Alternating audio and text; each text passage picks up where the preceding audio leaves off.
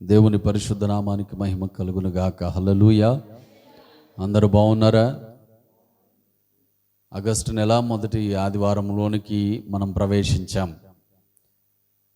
July నెల ఆఖరు వరకు కూడా దేశంలోనే కాదు ప్రపంచంలోనే అతి విస్తారంగా ప్రకటనలు చేయబడ్డాయి.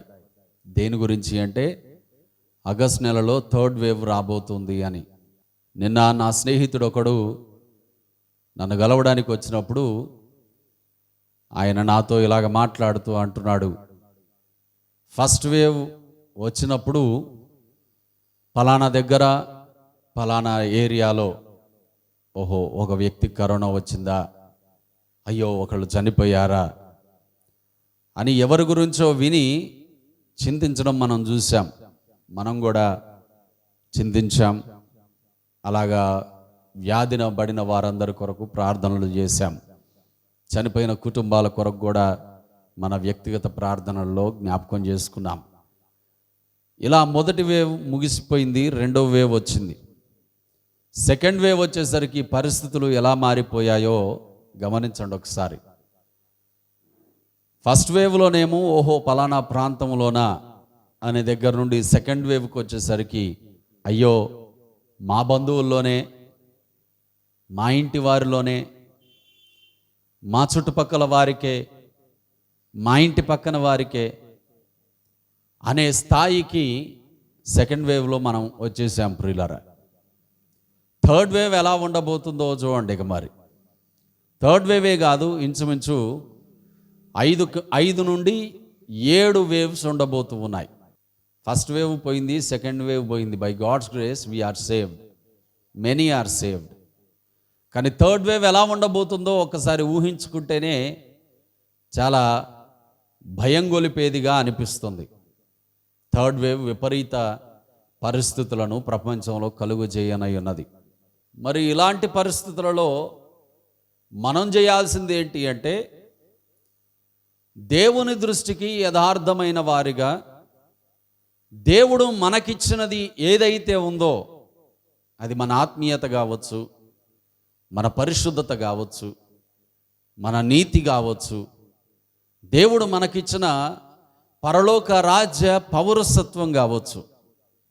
దేవుడు మనకు ఏదైతే ఇచ్చాడో దానిని భద్రము చేసుకోవాలి. దానిని మనం భద్రం చేసుకోవాలి. దేవుడు మనకిచ్చిన పరిశుద్ధత అయినా, దేవుడు మనకిచ్చిన పరలోక రాజ్య వారసత్వమైన ఈ అంత్య దినాలలో, ఈ అపాయకరమైన దినాలలో మనము భద్రము చేసుకోవాల్సిన వారమై ఉన్నాం ప్రియులరా. అదే మాట మాట్లాడతాడు అపోస్తలుడైన పేతురు రాసిన 2వ పత్రిక 3వ అధ్యాయము 12వ వచనము నుండి చదవండి.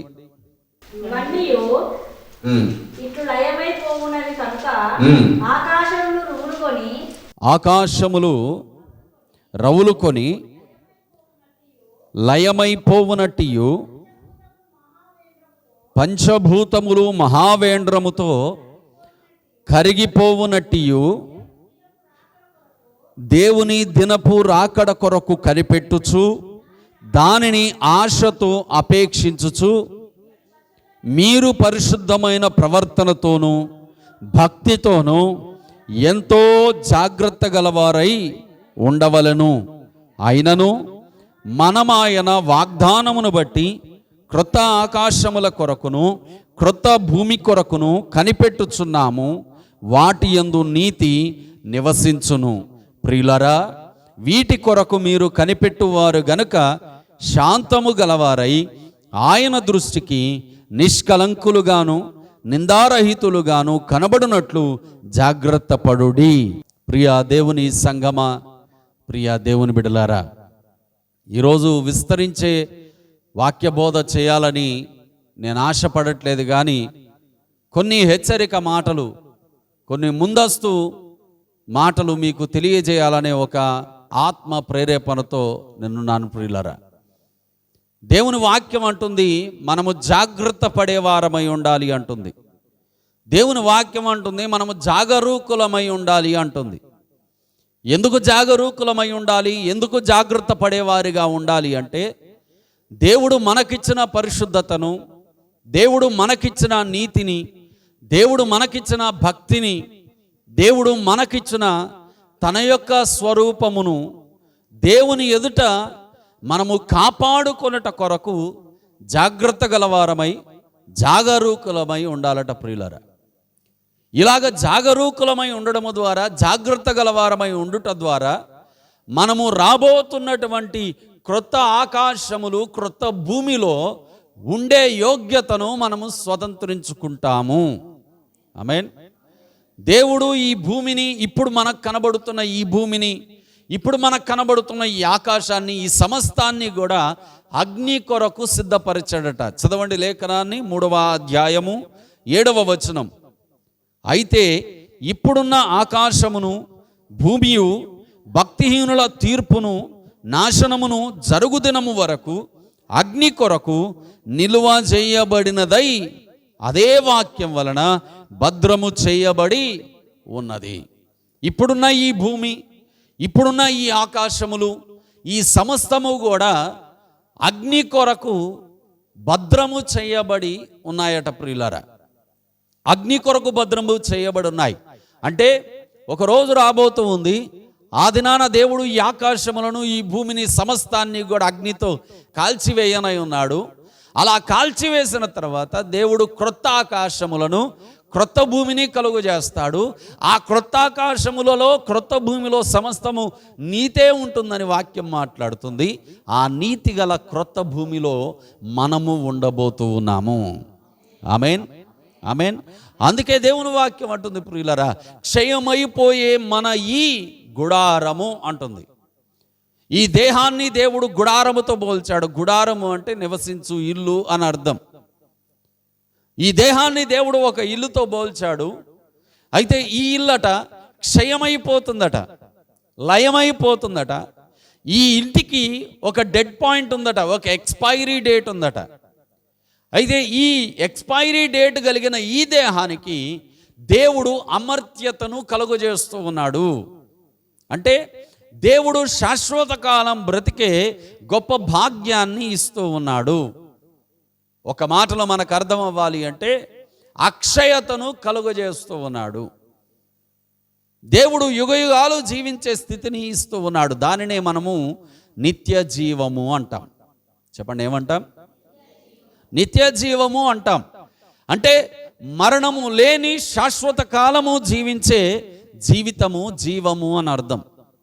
మరి ఈ శాశ్వత కాల జీవితం అంతా మనం ఎక్కడ జీవిస్తాం అని మనం అడిగితే దేవుని వాక్యం మాట్లాడుతుంది. దేవుడు కలుగజేయబోతున్నటువంటి క్రొత్త ఆకాశములు, క్రొత్త భూమి అనే నూతన సృష్టిలో మనము యుగయుగాలు జీవిస్తాం ప్రియులారా. అలాంటి శాశ్వత జీవము కొరకే ఈ లోకములో ఉన్న ఈ క్షయమైపోయే ఈ జీవిత కాలంలో మనం పరుగెత్తుతున్న ఈ కాలమంతా కూడా, ఈ పరుగు పందెమంతా కూడా మనము మన పరిశుద్ధతను, మన యథార్థతను, మన నీతిని, దేవుడు మనకిచ్చిన తన స్వరూపాన్ని, దేవుడు మనకిచ్చిన సమస్తాన్ని మనము జాగ్రత్త పరుచుకునే వారిగా కొనసాగాలి.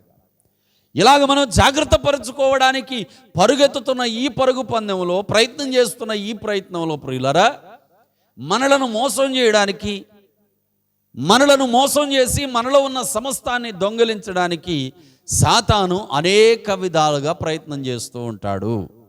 సాతాను అనేక విధాలుగా ప్రయత్నం చేస్తూ ఉంటాడు. వాడి ప్రయత్నాలలో అతి ప్రాముఖ్యంగా వాడు ఉపయోగించే ప్రయత్నం ఏంటో తెలుసా?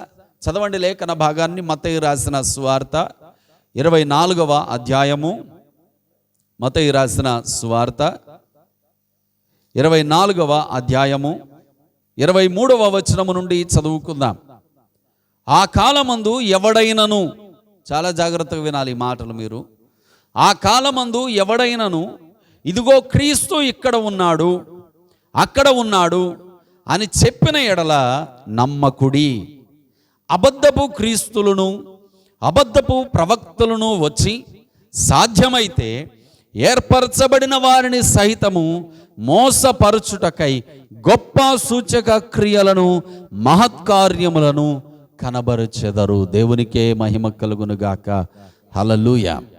ఎంత స్పష్టంగా, ఎంత సూటిగా యేసుక్రీస్తు ప్రభువు మాట్లాడుతున్నాడు. చూడండి ప్రియులారా, అంత్యకాలములో ఈ యుగము యొక్క అంతమందు దేవుని యొక్క రాకడకు మునుపు అనేకులు క్రీస్తు పేరిట వస్తారట ప్రియులారా. ఆ అనేకులు కూడా అబద్ధ క్రీస్తులు అంటుంది వాక్యం. చెప్పండి, ఏమంటుంది? అబద్ధపు క్రీస్తులు. వారు క్రీస్తులాగానే కనపడతారు. ఈ మాటలు మీరు గమనించాలి. వారు క్రీస్తులాగానే కనపడతారు. వారి మాటలు క్రీస్తు వలె ఉంటాయి. వారి ప్రవర్తన క్రీస్తు వంటి ప్రవర్తనగానే ఉంటుంది. వారు క్రీస్తు వలె కనబడతారు. క్రీస్తు ప్రవర్తన వలె వారి ప్రవర్తన ఉంటుంది. వారి మాట క్రీస్తు మాట వలె ఉంటుంది. కానీ వారు అబద్ధ క్రీస్తులట. అంతేకాదు, ఈ అబద్ధ క్రీస్తులకు కొంతమంది అనుచరులు ఉంటారట. ఆ అనుచరుల పేర్లు అబద్ధ ప్రవక్తలు. చెప్పండి, ఏంటది? అబద్ధ ప్రవక్తలు. ఈ అబద్ధ ప్రవక్తలు ఉన్నారు, నిజమైన ప్రవక్తలు కూడా ఉన్నారు. ఇప్పుడు ప్రస్తుతం కరెంట్ సిచ్యువేషన్లో, కరెంట్ టైంలో మనం ఆలోచిస్తే ఈ విశ్వాసం అనే ఈ భక్తి ప్రపంచంలో అబద్ధ ప్రవక్తలు ఉన్నారు, నిజమైన దేవుని ప్రవక్తలు ఉన్నారు. మరి అబద్ధ ప్రవక్తలకు దేవుని ప్రవక్తలకు మధ్య తేడాను ఎలా గుర్తించాలి? ప్రవక్త అంటే ఎవరు? దేవుని మాటను చెప్పేవాడు, దేవుని యొద్ద నుండి వర్తమానాన్ని తీసుకొని వచ్చి ఉన్నది ఉన్నట్లుగా ప్రకటించేవాడు ప్రవక్త. ఇప్పుడు అబద్ధ ప్రవక్తలు అలాగే మాట్లాడతారు, దేవుని ప్రవక్తలు కూడా అలాగే మాట్లాడతారు. తేడా గమనించడం చాలా కష్టం ప్రియులారా. ఉదాహరణకు, ఇప్పుడు ప్రపంచంలో ఒక తెగవారు, ఒకటి కాదు అనేక తెగలు వచ్చాయి. అవి విస్తృత ప్రచారంలోనే ఉన్నాయి. అయితే ఎన్ని తెగలు ఇప్పుడు క్రైస్తవులనే ముసుగులో ప్రపంచంలోనికి బయలుదేరిన, ప్రపంచంలోనికి వచ్చిన వారి వారి యొక్క విశ్వాసాల ప్రకారం, వారి వారి యొక్క నమ్మకాల ప్రకారం వారు వారికి తగిన గ్రంథాలను రాసేసుకున్నారు. బైబిల్ గ్రంథానికి ప్యారలల్గా ఉండాలని, బైబిల్ గ్రంథానికి సమాంతరంగా ఉండాలి అని వారు అవలంబించే మార్గాలను వారు బైబిల్తో పోల్చుకోవడం కోసం బైబిల్కి సమాంతరంగా కొన్ని బుక్స్ రాసేసుకున్నారు, కొన్ని గ్రంథాలు రాసేసుకున్నారు. ఆ గ్రంథాలను తీసుకొచ్చి ఇప్పుడు క్రైస్తవ ప్రపంచానికి పరిచయం చేస్తూ సంఘములో ఉన్న, భక్తి చేస్తున్న, విశ్వాసములో ఉన్న విశ్వాసులనే మోసం చేసే ప్రయత్నం చేస్తున్నారు. అలాగ మోసం చేసే ప్రయత్నంలో చాలామంది ఏర్పరచబడిన వారు సైతము మోసపోతూ ఉన్నారు. ఇది మనం గమనించాలి. చాలామంది ఏర్పరచబడిన వారు సైతం మోసపోతూ ఉన్నారు. పెద్ద పెద్ద దేవుని కొరకు గొప్ప గొప్ప కార్యాలు చేశామన్న వారు కూడా ఇట్టి అభూత కల్పనలకు, ఇట్టి దొంగతనముగా జొరబడిన వాటికి లోబడి మోసపోతూ ఉన్నారు. దేవుని కొరకు ఇలాగుంటాం అలాగుంటామని శబదాలు చేసిన వారు కూడా ఇట్టి వాటికి మోసపోతూ ఉన్నారు ప్రియులారా. మోసపోవడమే కాదు, వారి ద్వారా అనేక మంది మోసపోవునట్లుగా వారు ప్రయత్నాలు చేస్తూ ఉన్నారు. ఇలాంటి గ్రంథాలను తీసుకొచ్చినప్పుడు మనలాంటి భక్తి కలిగిన, వాక్యం మీదే, కేవలం ఈ పరిశుద్ధ బైబిల్ గ్రంథం మీదే ఆధారపడే మనలాంటి శేషించబడిన వారిగా ఉన్న కొంతమంది భక్తులు ఎదురు తిరిగి ప్రశ్న అడుగుతారు. ఏమని? మనకున్న ఈ 66 పుస్తకాలు మాత్రమే ప్రామాణికం, ఇంతకంటే మించినది ఏది మనకు అవసరం లేదు, ఇందులోనే దేవుడు సమస్తాన్ని రాయించి ఉంచాడు, ఇందులోనే దేవుడు సమస్తాన్ని మనకు అవసరమైనవన్నీ ఉంచాడు, కాబట్టి ఇవి చదువుకొని ఇందులో చెప్పబడిన భక్తి మనం చేస్తే చాలు, దీనికంటే మనకేది అవసరం లేదని మనము ఎదురు కౌంటర్ మాట్లాడుతూ ఉంటాం, ఎదురు డైలాగ్ మాట్లాడుతూ ఉంటాం. అప్పుడు వాళ్ళు మనకు చెప్పేటటువంటి విషయం ఏమిటి అంటే, బైబిల్ గ్రంథంలోనే కొన్ని గ్రంథాల గురించి దేవుడు ప్రస్తావించాడు, కానీ ఆ గ్రంథాలు ఏంటో, ఆ గ్రంథాలు ఎక్కడ రాయబడ్డాయో దేవుడు చెప్పలేదు. ఇదిగో ఈ అంత్య దినాలలో ఈ భయంకరమైన విపరీత దినాలను మనం చూస్తున్నాం కాబట్టి భక్తిలో మనం ఇంకా ఎదగడం కోసం, భక్తిలో మనం ఇంకా సాధన చేయడం కోసం, సంపూర్ణులు అవ్వట కోసం దేవుని ఆత్మ డైరెక్ట్గా దేవుని దూతే మాతో మాట్లాడి ఈ గ్రంథాన్ని రాయించాడు. అవసరమైతే ఆధారాలు చూడండి అని అక్కడొక వచనాన్ని ఇక్కడొక వచనాన్ని బైబిల్ గ్రంథంలో తీసుకొచ్చి మన ముందు పెట్టి అంత పెద్ద గ్రంథాన్ని తీసి మన చేతికిచ్చి దీన్ని చదవండి సరిపోతుందని చెప్పి నిలువునా మనల్ని మోసం చేసి నిలువునా మనల్ని దేవుడి నుండి దూరం చేసే ప్రయత్నాలు చేస్తారు ప్రియులారా. ఇలాంటివి ఎన్నో జరుగుతాయి, ఇలాంటివి ఎన్నో మనకు వినబడతాయి, మనం చూస్తాం, ఇలాంటివి ఎన్నో మనం ఎదుర్కొంటాం. అయితే ఇప్పుడు ప్రశ్న ఏంటంటే, నిజ ప్రవక్తలకు అబద్ధ ప్రవక్తలకు తేడా ఎలా గుర్తించగలం? ఇది ప్రశ్న. ఎందుకు యేసయ్య అన్నాడు అబద్ధ క్రీస్తులు వస్తారు, వారికి ఉండే అనుచరులు అబద్ధ ప్రవక్తలు కూడా వస్తారు. ఎక్కడికి వస్తారు? లోకములోనికి వచ్చి శక్యమైతే ఏర్పరచబడిన వారిని సైతం మోసం చేస్తారు అన్నాడు యేసయ్య.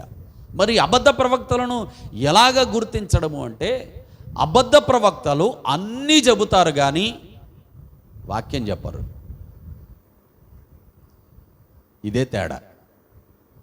అబద్ధ ప్రవక్తలు నీకు ఎన్ని కావాలో, నువ్వు ఏది వినాలనుకుంటున్నావో, ఏది వింటే నీవు సంతోషిస్తావో, ఏది వింటే నీ హృదయం సంతోషిస్తుందో, ఏది వింటే నీవు మైమరిచిపోతావో అలాంటి మాటలు అనేకములు నీకు చెబుతారు. లెక్కలేని మాటలు చెబుతారు కానీ వాక్యాన్ని మాత్రం చెప్పరు. వాక్యములో ఉన్నట్టుగానే ఉంటుంది వారు మాట్లాడే మాటలు, కానీ అది వాక్యం కాదు. అందుకే పౌలు గలతీ సంఘాన్ని 2000 సంవత్సరాల క్రితమే హెచ్చరించాడు. ప్రియులారా, నేను చెబుతున్న సువార్త గాక, ఈ మాట మీ హృదయాలలో ముద్ర వేసేసుకోండి. ఇది దైవజనుడైన నాకు మీకు మధ్య వర్తించే బలమైన మాట. కాబట్టి ఇప్పుడు నేను చెబుతున్న ఈ మాట పౌలు గారు ఆనాడు గలతీ సంఘానికి చెప్పిన మాట అయినప్పటికీ, ఇది నేను మీకు చెబుతున్న పర్సనల్ మాట, మన మధ్యలో ఉండవలసిన వ్యక్తిగత నిబంధనకు కూడినటువంటి మాట. జాగ్రత్తగా వినండి. నేను ప్రకటించిన సువార్త గాక మరి యొక్క సువార్త నేనైనను పరలోకము నుండి వచ్చు ఒక దూత అయినను మీకు ప్రకటించిన ఎడల వాడు శాపగ్రస్తుడవునుగాక అన్నాడు పౌలు గారు. అదే మాట ఇప్పుడు నేను వ్యక్తిగతంగా మీకు తెలియజేశాను. కాబట్టి ఆనాడు పౌలు గలతీ సంఘానికి చెప్పినట్టు ఈనాడు నేను మీకు ఈ మాట తెలియజేస్తున్నాను. నేను చెబుతున్న వాక్య విశ్లేషణ గాక, నేను చెబుతున్న వాక్య సత్యము గాక, మరి యొక్క విశ్లేషణ, మరి ఒక విధమైన సత్యముగా కనబడేది నేను చెప్పిన, పరలోకము నుండి వచ్చు దూత చెప్పిన, నిశ్చయముగా వారు శాపగ్రస్తులే, శాపగ్రస్తులే. సంఘాలు ఎన్నో ఉన్నాయి, మందిరాలు ఎన్నో ఉన్నాయి. ప్రతి మందిరంలో ఒక గుంపు ఉంటుంది, విశ్వాసుల గుంపు ఉంటుంది. ఆ విశ్వాసులను కాయడానికి దేవుడు నియమించిన ఒక కాపరి ఉంటాడు. ఆ కాపరి సంఘాన్ని సత్యమందు, సత్యవాక్యమందు, సత్య మార్గమందు నడిపిస్తూ ఉంటే ఆ కాపరి తన సంఘానికి ధైర్యముగా చెప్పగలుగుతాడు. ఏమని? నేను ప్రకటించిన వాక్యంలో మీరు స్థిరంగా ఉండండి, నేను చెప్పే సువార్తను మీరు అనుసరించి నడవండి, వాక్య సత్యానికి అనుకూలంగా నడవండి. పౌలు అన్నాడు, వేరొకడు వచ్చి చెప్పిన వాడు శాపగ్రస్తుడు అన్నాడు. ఎందుకు అంత పెద్ద మాట వాడాడు? ఇదే పౌలు అంటాడు, మీరు ఆశీర్వచనమే కానీ శాపవచనము పలకకండి అంటాడు. శక్యమైనంత వరకు మీరు ఆశీర్వచనమే పలకండి అంటాడు, శాపవచనాలు పలకొద్దు అంటాడు. అలాగన్న పౌలు గారే ఇప్పుడు అంటున్నాడు, వాడు శాపగ్రస్తుడు అవునుగాక అంటున్నాడు.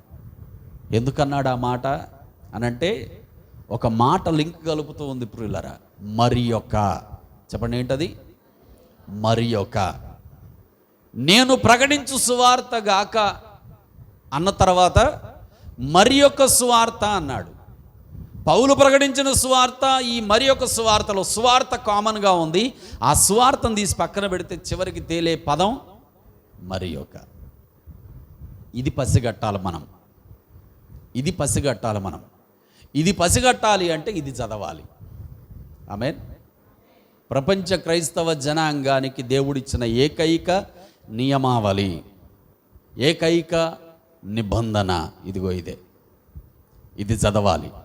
ఈ 66 పుస్తకాలలో ఉన్నది మనం చదివి దానిని మనం అర్థం చేసుకోగలిగితే, గ్రహించగలిగితే, దేవుని మాటను మనం నమ్మగలిగితే, ఇందులో ఉన్న ఈ మాటలే మన హృదయములో నుండి సత్యాన్ని గ్రహించే సత్యకాంక్షలుగా మనలను మార్చేస్తుంది.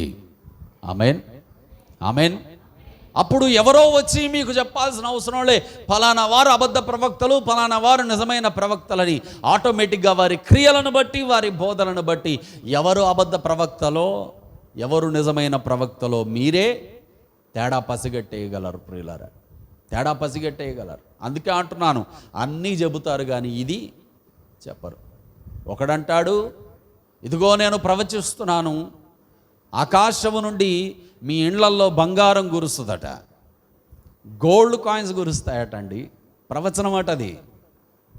ఇదిగో నేను ప్రవచిస్తున్నాను, మీ బ్యాంక్ అకౌంట్స్ నింపబడబోతూ ఉన్నాయి. పరలోకం నుండి ఒక దూత వస్తాడు, మీ బ్యాంక్ అకౌంట్స్ని ఇప్పుడే నేను ప్రార్థన చేస్తుండగానే నింపేస్తాడు.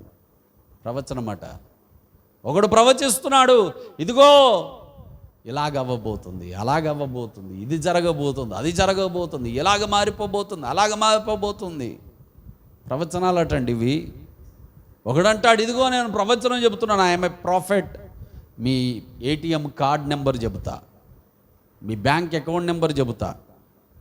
ఏమండి, ఒక 10 నిమిషాలు చక్కగా రామచిలక దగ్గర కూర్చుంటే దాన్ని ట్రైనింగ్ ఇచ్చిన వాడు దాన్ని పిలవగానే వచ్చి చక్కగా 3 కార్డులు తీసి పోతుంది. దానికి ప్రవక్త అవసరం అంటారా? దానికి అంత పెద్ద హోదా, అంత పెద్ద బిరుదు అవసరం అంటారా? ప్రవక్త అనే బిరుదు అవసరం అంటారా?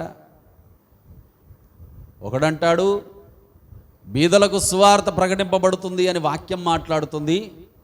బీదలకు సువార్త ప్రకటింపబడుతుంది. ఏంటి ఆ సువార్త? డబ్బే ఆ సువార్త. డబ్బు వచ్చేస్తుందట. బీదలకు సువార్త ప్రకటింపబడడం అంటే డబ్బు వచ్చేస్తుందని ప్రకటించడమే బీదలకు ప్రకటింపబడే సువార్తట. వెర్రి మొహాలకి ఎందుకు అర్థం కాదో, 2000 సంవత్సరాల క్రితం ప్రభువైన యేసుక్రీస్తు బాప్తిజమం ఇచ్చి యోహాను శిష్యులు యేసయ్య దగ్గరికి వచ్చి, రానున్నవాడవు నువ్వేనా, ఇంకొకటి కొరకు మేము ఎదురు చూడాలా అంటే యేసయ్య అన్నాడు, ఇదిగో బీదలకు సువార్త ప్రకటింపబడుతుంది, చెప్పండి వెళ్ళి బాప్తిజమం ఇచ్చి యోహానికి అన్నాడు యేసయ్య. ఏ యేసయ్య అయితే బీదలకు సువార్త ప్రకటింపబడుతుంది అని చెప్పాడో ఆ యేసయ్యే బీదలను ధనవంతులుగా మార్చలేదండి. ఇప్పుడు వీడొచ్చి అంటాడు బీదలకు సువార్త ప్రకటింపబడుతుంది అంటే ఆ సువార్త ఏదో కాదు, బీదలు ధనవంతులైపోవడమేనట. మళ్ళీ ఎలాగా? కష్టపడి కాదు, ప్రార్థన చేస్తే అకౌంట్లకు దేవుడే చేస్తాడట. ఒకడంటాడు బీదలకు సువార్త ప్రకటింపబడము అంటే బ్యాంకుల్లోకి డబ్బులు వచ్చేయడం అట. ప్రియులారా, ఎవరేస్తారట? దేవదూతలు వేస్తారట. కావాలా డబ్బులు? అవసరమైతే తెచ్చిస్తాడట. ఏమండి, అవసరమైతే తెచ్చిస్తాడట. ఒక 4 తెప్పించుకుందామా? గోల్డ్ కాయిన్స్ పరలోకం నుండి గురుస్తాయట. నేను చిన్నతనంలో ఉన్నప్పుడు, చిన్నతనం అంటే మరీ చిన్నప్పుడు కాదు, మనోజ్ వయసు ఉంటుందేమో, మా ఫ్రెండ్స్ మేము కలిసి కూర్చున్నప్పుడు అప్పట్లో బాగా దెయ్యాల గురించి, ఏమండి, దెయ్యాలకు సంబంధించిన కథల గురించి బాగా జుగుత్సాహం ఉండేది, బాగా ఇంట్రెస్ట్ ఉండేది. ఇప్పుడు కథలు లేవుగా, మొత్తం మొబైల్సేనాయి, కథలు లేవు ఇప్పుడు. అప్పుడు బాగా ఇంట్రెస్ట్ ఉండేది. ఆ ఇంట్రెస్ట్ని బట్టి నలుగురం కూర్చొని మాట్లాడుకుంటుంటే మా ఏరియాలో ఉన్న ఒకడికి దెయ్యం ఇంత పెద్ద బంగారు, దాన్ని ఏమంటారు, దండం, కర్ర, ఇంత పెద్ద బంగారపు కర్ర ఇచ్చిందట. ఆ కర్ర పెద్ద న్యూస్ అయిపోయింది. అది ఆ నోట ఈ నోట పాకి మొత్తానికి మా వారికి కూడా వచ్చింది. ఎప్పుడో చాలా సంవత్సరాల క్రితం మాట్లాడుకున్న మాటలు. ఈ ప్రవక్త ఈ ప్రవచనం ఏది? ఆకాశం నుండి గోల్డ్ కాయిన్స్ గురుస్తాయి అన్నాడు చూశారు.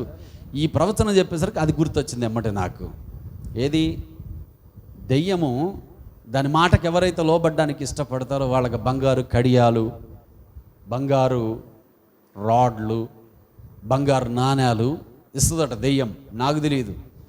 పరిచర్యలోకి వచ్చిన తర్వాత కూడా ఒక పాస్టర్ గారు వాళ్ళ నాన్నని కలిస్తే ఆయన మాంత్రికుడట, మహాపెద్ద మాంత్రికుడు ఆయన.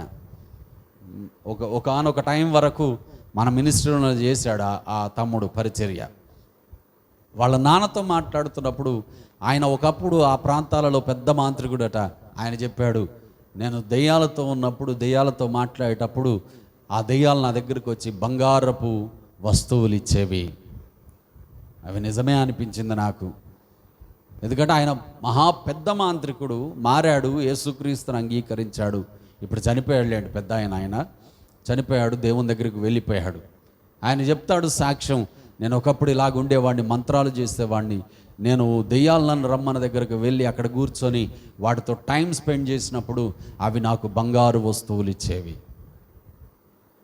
ఈరోజు ప్రవక్తలు అనే పేరు పెట్టుకొని బంగారం కురుస్తుంది, కావాలంటే చెప్పండి నేను తీసుకొచ్చిస్తా అంటున్నారు. దేవుని వాక్యం అంటుంది ప్రియులారా, వారు సూచక క్రియలు జరిగిస్తారట. చదవండి ఆ లేఖన భాగాన్ని, మత్తయి సువార్త 24వ అధ్యాయం 26వ వచనం.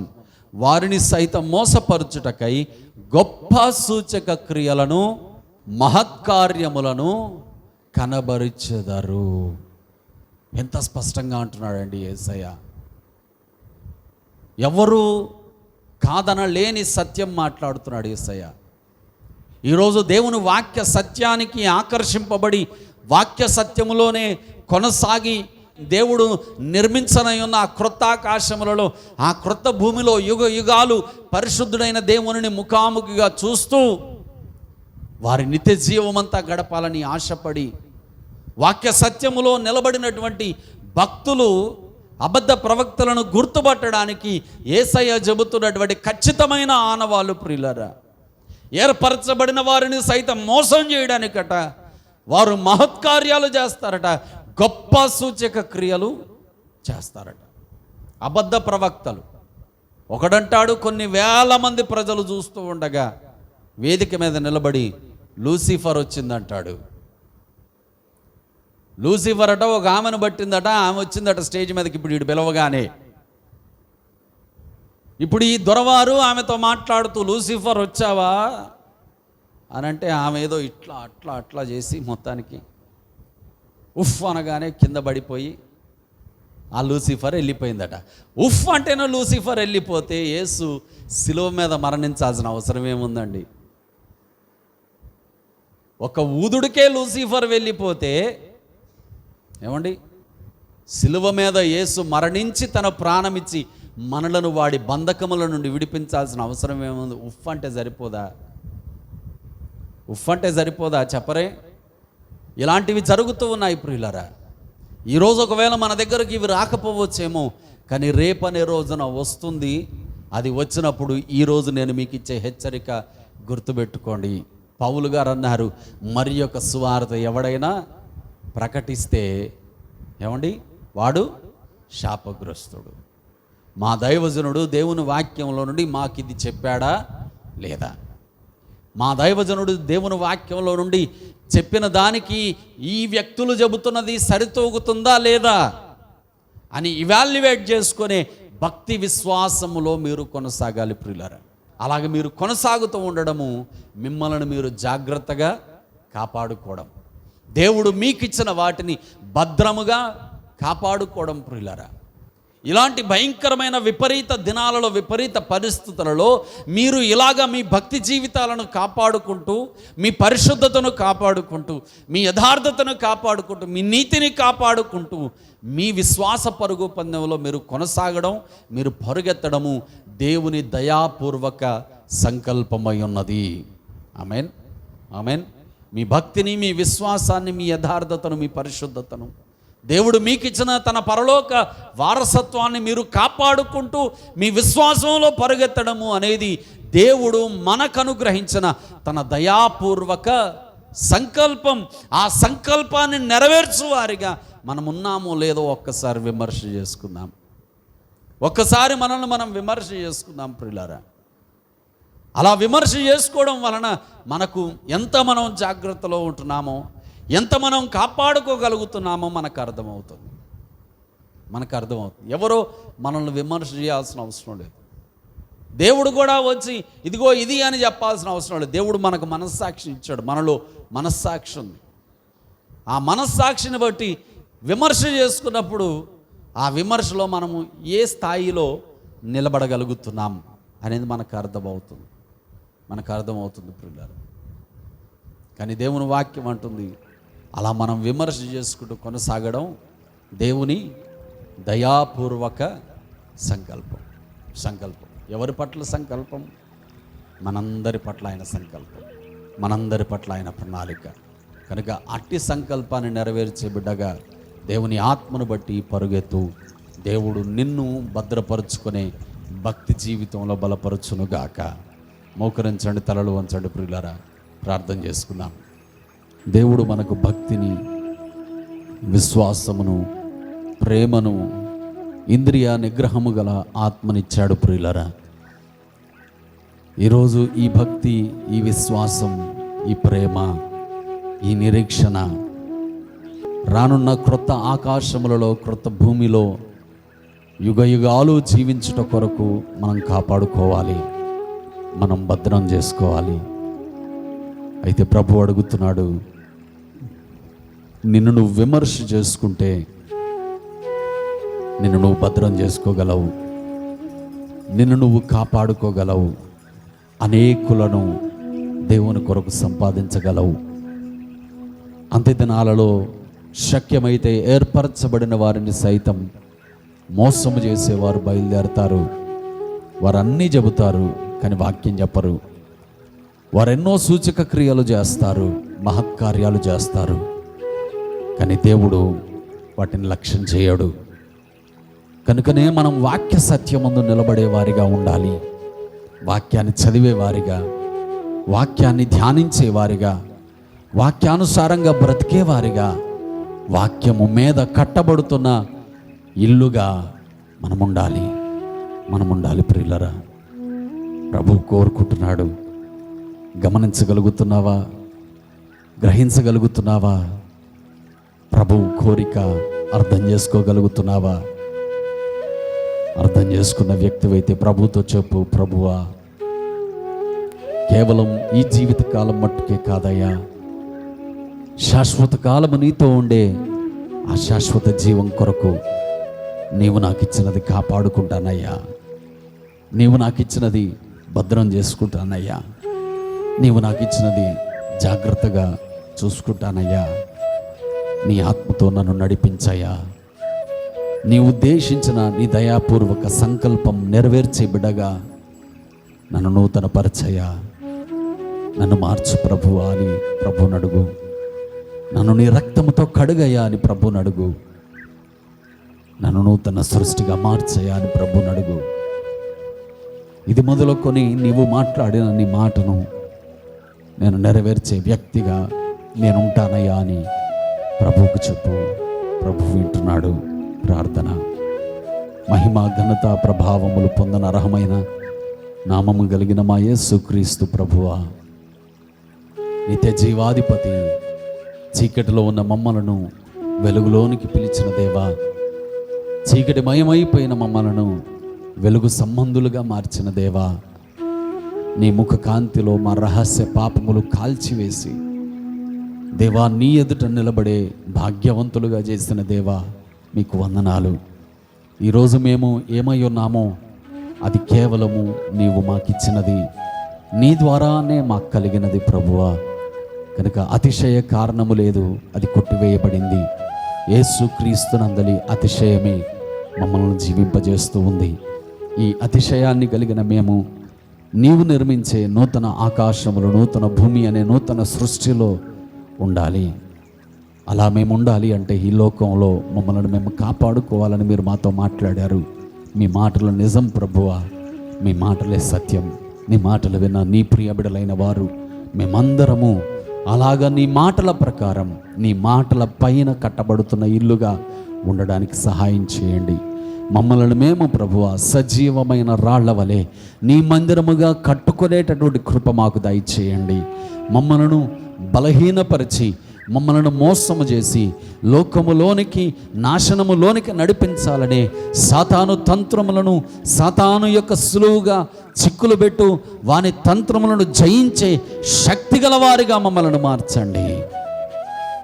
నీ రాజ్యములో ఉండే వ్యక్తులుగా, నీ రాజ్యములోనికి అనేక మందిని నడిపించే నీ పాత్రలుగా మమ్మల్ని వాడుకోమని, మమ్మల్ని స్థిరపరచమని, నా దేశం మీదకు రాబోతున్న థర్డ్ వేవ్ నుండి నా దేశానికి విమోచన దయచేయండి.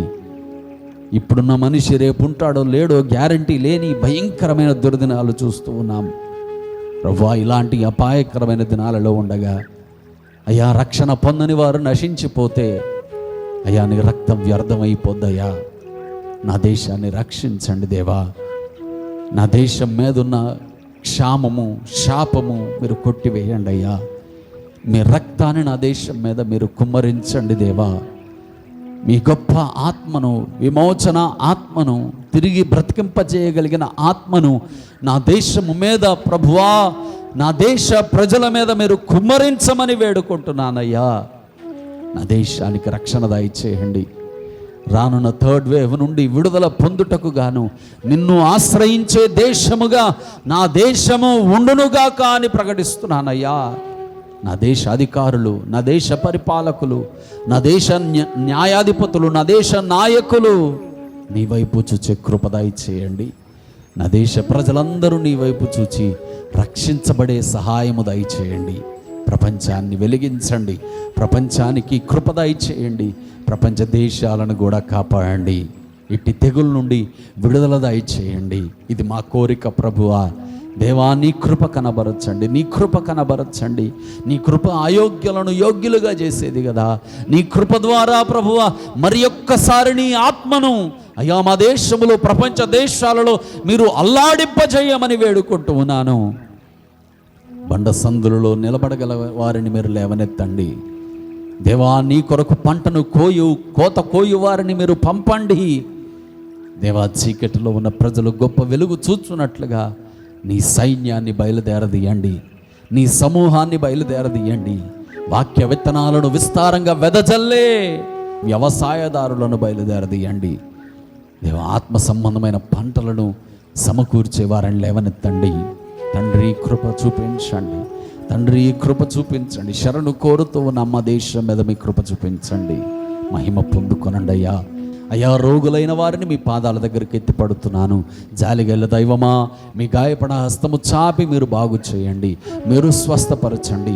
సమస్యలలో, ఇబ్బందులలో, ఇరుకులలో ఉన్న వారికి విడుదల, విమోచన మీరు కలుగు చేయండి. నెమ్మది, సమాధానం మీరు అనుగ్రహించండి. భయంకరమైన జ్వరములతో, రోగములతో బాధపడుతున్న వారికి ఇప్పుడే యేసు నామములో గొప్ప స్వస్థత కలుగునుగాక అని ప్రకటిస్తున్నానయ్యా. స్వస్థపరచండి.